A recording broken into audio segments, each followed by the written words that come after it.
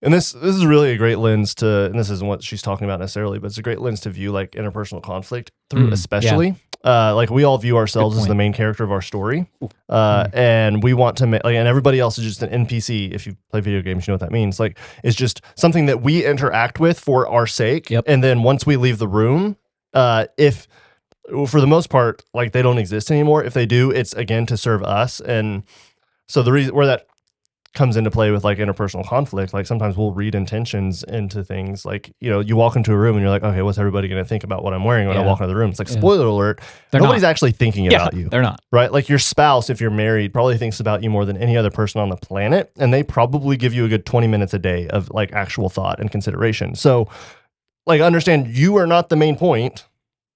God is. Yeah. So the cool kids, the young kids call that main character syndrome.